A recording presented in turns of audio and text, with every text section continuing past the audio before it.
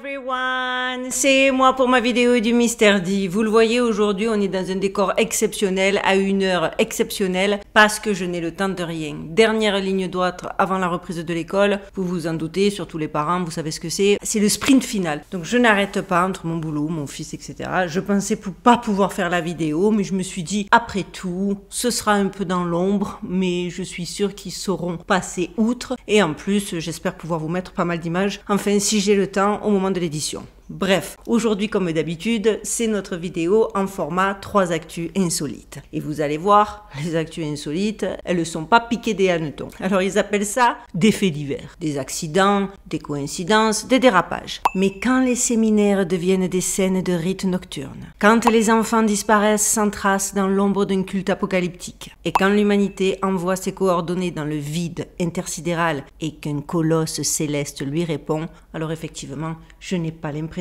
qu'il s'agit de coïncidence. Il s'agit d'un motif, d'une narration cachée, comme d'habitude, d'un plan en filigrane.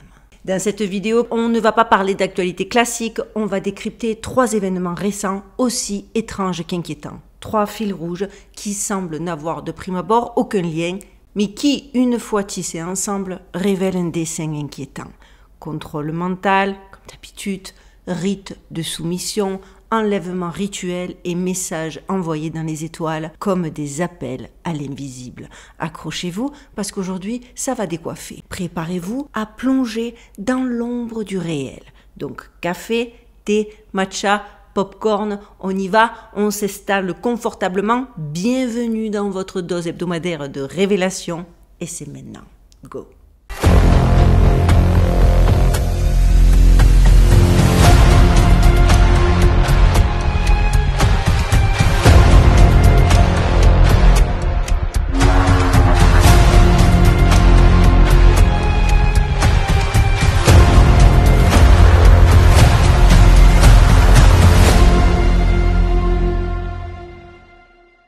Je suis vraiment désolée pour l'éclairage et tout, mais j'ai vraiment pas pu, j'espère que ça va le faire. Bref, on rentre directement dans notre actu numéro 1. Le serment de sang du Yéti, quand un séminaire catholique franchit la ligne rouge. Cette histoire, révélée début juillet 2025, ressemble bien trop à une farce pour ne pas sentir le rituel. Et si c'était plus qu'un simple dérapage, vu que c'est ce qu'ils ont essayé de faire croire? Et si ce qui s'était joué dans ce chalet du Colorado était un rite d'initiation déguisé, un test imposé aux futurs prêtres? Tout commence dans un silence glacé en janvier 2024. 15 séminaristes de Denver, en retraite spirituelle, sont réveillés au milieu de la nuit un par un. Pas d'explication, pas de mots, on les conduit jusqu'à une remorque installée à l'écart, et c'est là que tout bascule. À l'intérieur, une mise en scène étrange, une caméra qui filme tout, un homme en costume de Yéti, une table couverte d'un poignard et d'une nappe tachée de sang. Et le père, John Nepil, vice-recteur du séminaire, orchestrant ce qui ressemble à une cérémonie. « Tu vas entrer dans une tradition sacrée. Il n'y a pas de retour en arrière », déclare-t-il. On fait alors asseoir le premier séminariste, et ça c'est ce qu'on voit sur la vidéo qui a circulé, je le répète. On lui ordonne de poser sa main sur la table à côté de la nappe imbibée de sang, et à ce moment-là, un prêtre s'approche de lui, couteau en main, puis s'arrête. Et là, le frère John Nepil reprend « Tu as prouvé ton courage, mais pour rejoindre la famille, il faut marquer ce moment. » Et pour marquer ce moment, il verse sur sa main du sang de grizzly.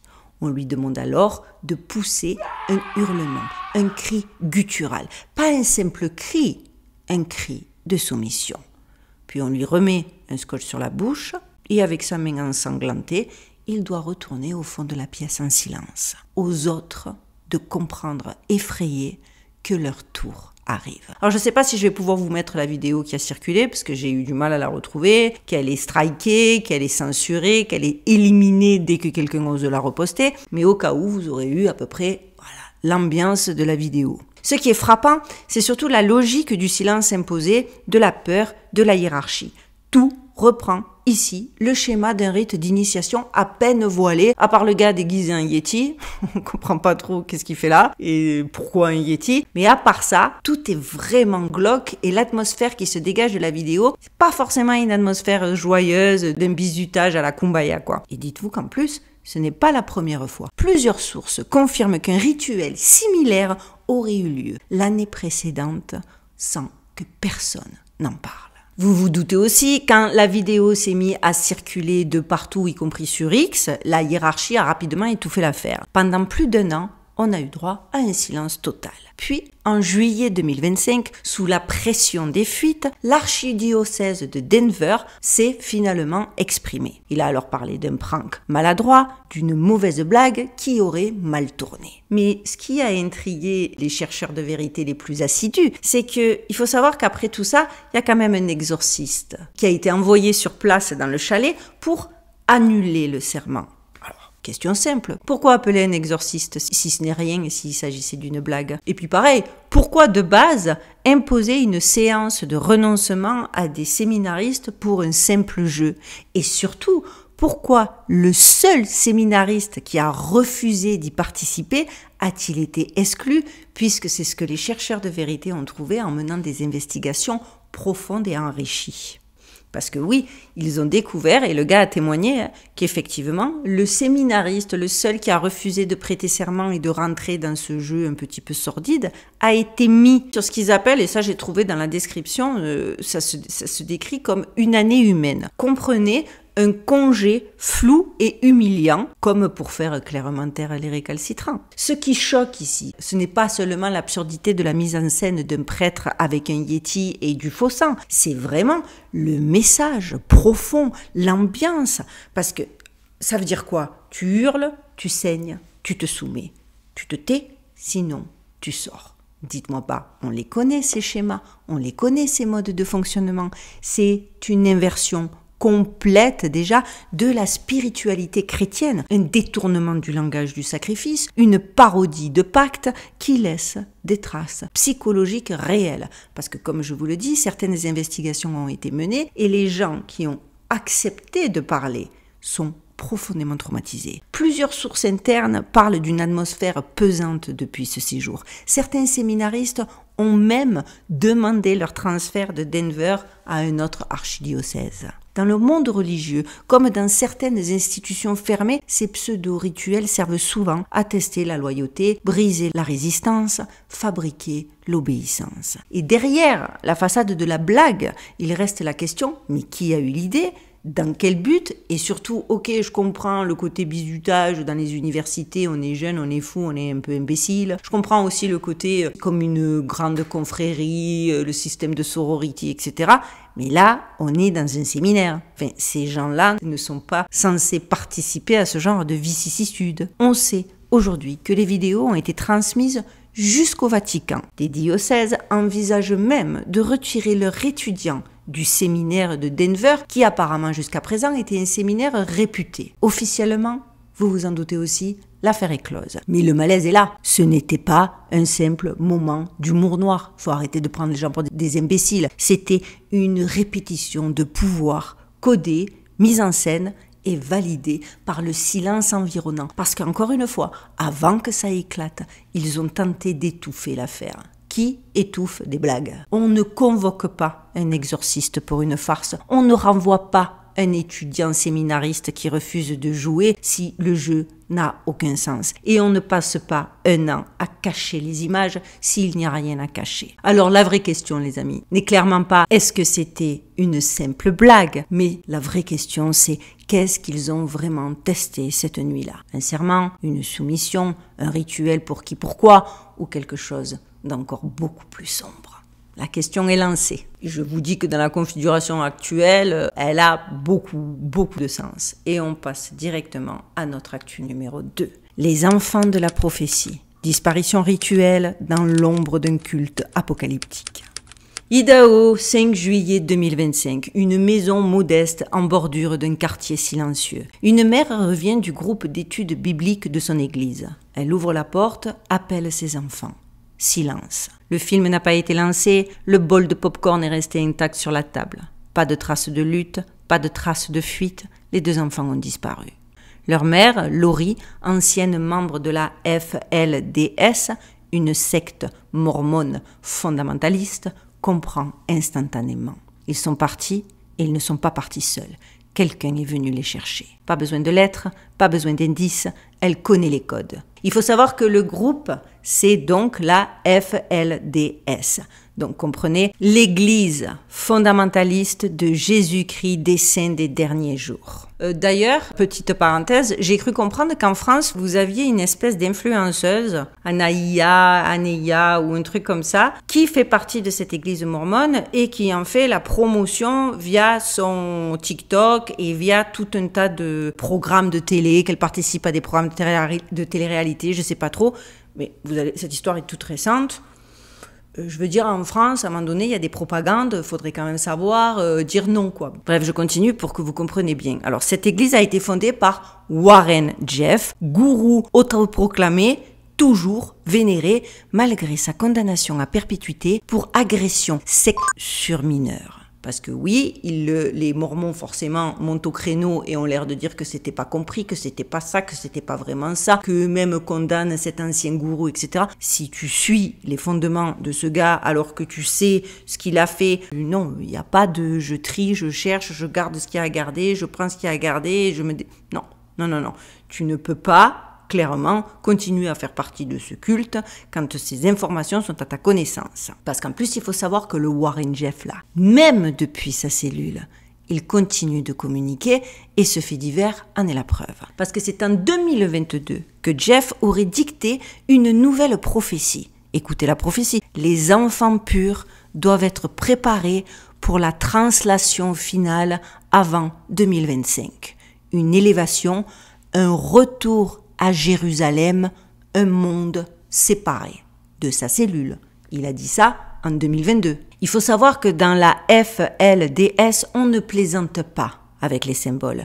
Le sacrifice n'est jamais nommé, il est vécu par étapes. Lori, la maman des 2 enfants disparus, raconte qu'elle a entendu Maya chanter seule dans sa chambre une semaine avant. Une comptine étrange transmise par les sœurs du temple, avec des paroles évoquant la lumière qui descend, les voix du ciel et la main qui guide la nuit. Elle pensait que ce n'était qu'un jeu, mais elle avait bien tort. Les enfants, à l'heure où j'enregistre cette vidéo, n'ont toujours pas été retrouvés. Par contre, au moment des faits, 2 jours plus tard, un voisin a témoigné avoir vu une voiture suspecte stationnée près d'un ancien bâtiment FLDS transformé en ferme communautaire interdit aux extérieurs. Mais quand la police arrive, bien évidemment, la voiture est vide. Aucune trace, juste leur Bible, la Bible des fondamentalistes mormons, ouvert sur l'Apocalypse 12:5. Et écoutez exactement la phrase. Et elle enfanta un fils, un mâle, qui doit paître toutes les nations avec une verge de fer. Et son enfant fut enlevé vers Dieu et vers son trône. Et justement, cette situation, tirée du livre de la Bible donc des fondamentalistes mormons, était la citation préférée de Jeff. Bien évidemment, tous les gens qui ont mis ces éléments en lumière n'ont pas tardé à être traités de complotistes, d'intolérants, de personnes qui ne connaissent pas les Mormons, qui les jugent, etc., etc. Toujours toutes les mêmes petites ficelles quand les gens viennent soulever des lièvres. Mais il faut quand même se rendre compte que sur X, des comptes comme Cult Watch 2025 rapportent d'autres disparitions d'enfants dans les communautés FLDS, souvent liées à des préparations spirituelles. Une rumeur circule même. Les enfants seraient emmenés dans des bunkers souterrains pour une ascension imminente orchestrée par les fidèles de Jeff. Lori, elle, avait quitté la FLDS pour protéger ses enfants, mais la secte ne lâche jamais ses proies. Des anciens membres sur des forums comme X, comme Reddit, décrivent des pressions psychologiques. Un post de Escape FLDS évoque un réseau de collecteurs qui ciblent les enfants de dissidents pour les ramener au bercail. La police patine, les indices s'effacent et les enfants restent toujours introuvables. Et ce que je comprends pas, c'est qu'il n'y a pas plus de personnes qui vont toquer aux bonnes portes, parce que ce que ce fait divers dit vraiment, c'est quand même, c'est une secte qui survit grâce à son gourou, qui est incarcéré, emprisonné, qu'il y a dans le même temps des enfants qui sont volatilisés, sans trace, et que derrière, il y a une prophétie apocalyptique qui prend vie. Et surtout, il y a des questions hyper pertinentes qui ont lieu sur ces débats dans les réseaux sociaux, c'est pourquoi la FLDS agit-elle maintenant ? Pourquoi? À quoi ça correspond? Était-ce un rituel d'initiation, comme à Denver, ou un plan beaucoup plus vaste pour préparer quelque chose qui nous échappe? Qui tire les ficelles depuis l'ombre? Honnêtement, toutes ces questions sont lancées et je n'ai trouvé que peu de réponses. Mais une chose est certaine, ce fait divers soulève un lièvre, soulève quelque chose qui se trame dans l'ombre, et surtout, je vous le dis, moi, ça me permettait de vous sensibiliser, parce que je sais que cette jeune fille dont je parlais au début du fait divers est très suivie, et qu'à un moment donné, les valeurs qu'elle prône en ce moment ici sont au cœur de quelque chose de très très sombre. Et on passe maintenant à notre actualité numéro 3. L'appel cosmique et l'ombre de Manhattan.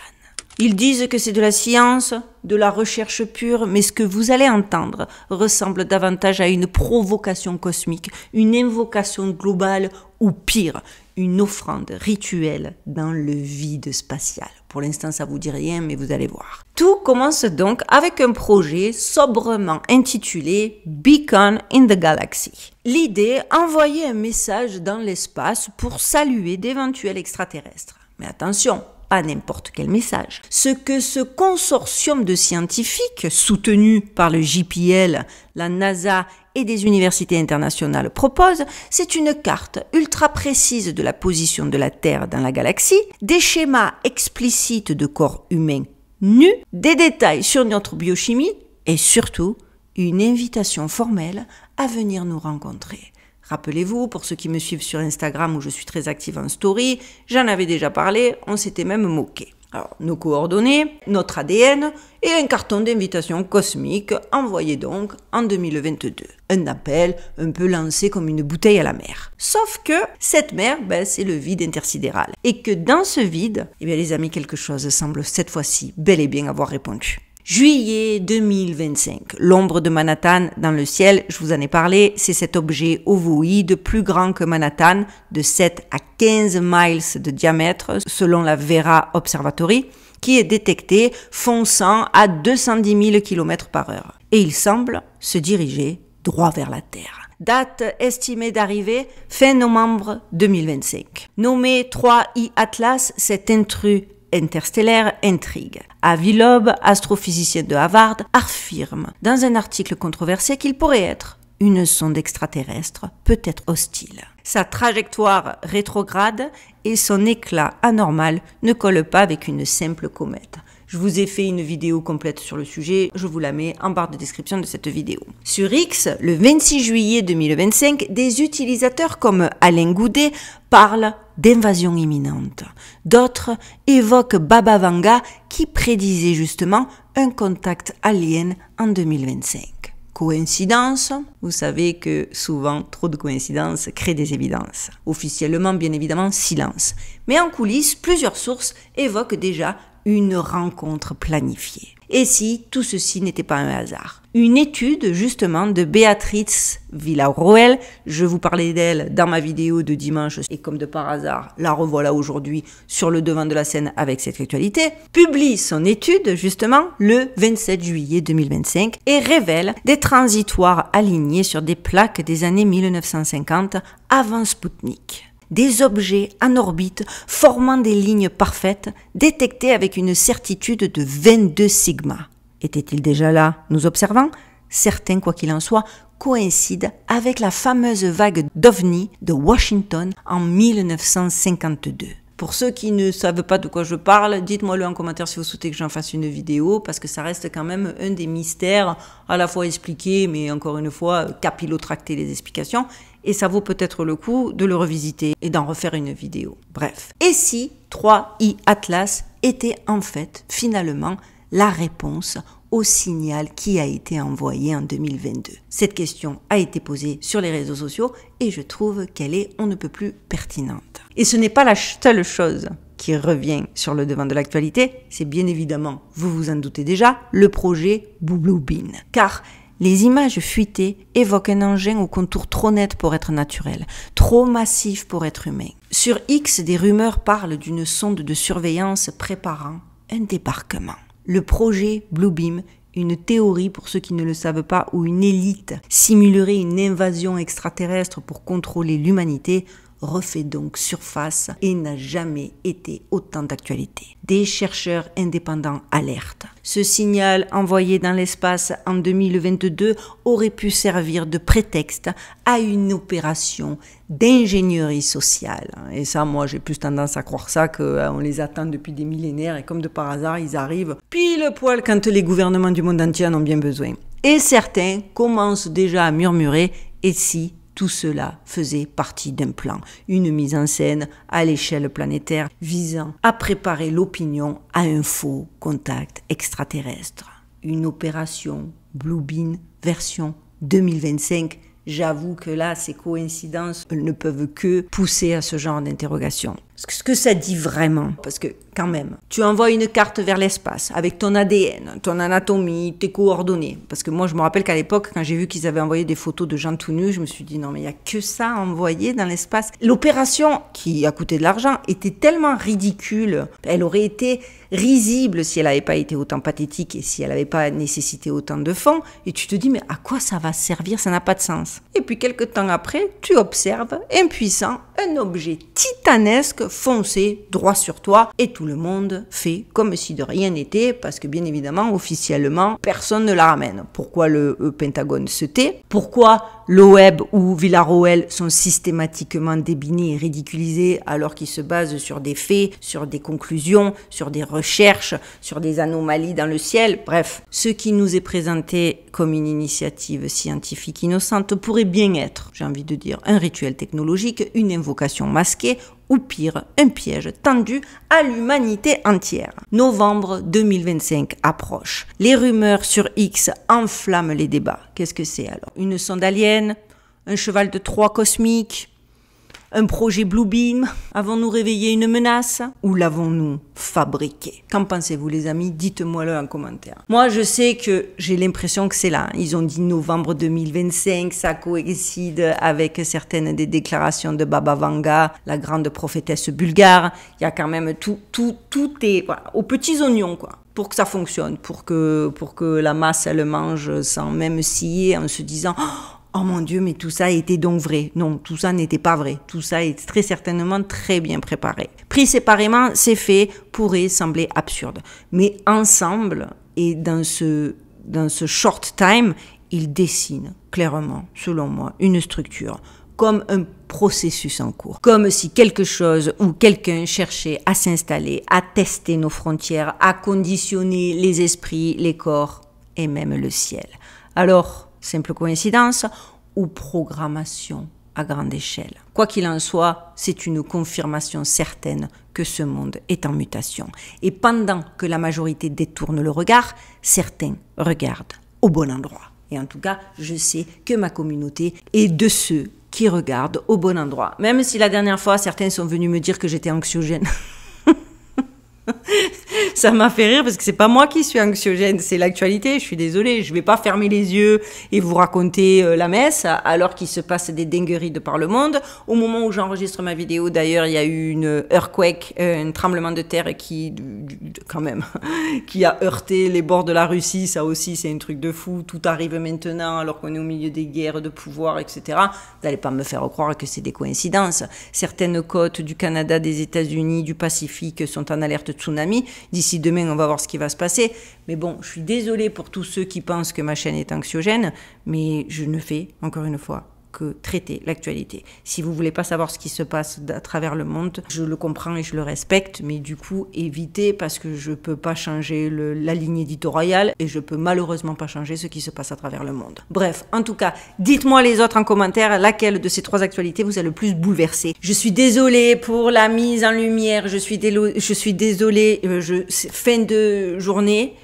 Journée intense pour moi, j'ai la dyslexie, je pense là, ma dyslexie a dû être au taquet sans que je m'en rende compte, je le verrai à l'édition, je m'en excuse. Mais je me suis dit tant pis, je vais quand même essayer de le faire, je vais quand même essayer de faire cette vidéo parce que j'avais pas envie de rater notre rendez-vous du jeudi. Vous savez que pour m'aider, même si la qualité n'est pas au top, le meilleur moyen c'est de commenter, de liker, de booster, puisque maintenant on peut booster, de partager. Je compte sur vous, vous le faites déjà beaucoup et je vous en suis extrêmement reconnaissante. En attendant qu'on se retrouve dimanche pour notre dossier du dimanche, je vous souhaite de passer une bonne fin de semaine. Prenez bien soin de vous, prenez bien soin de vos proches, gardez l'œil ouvert et surtout, restez en éveil et restez safe.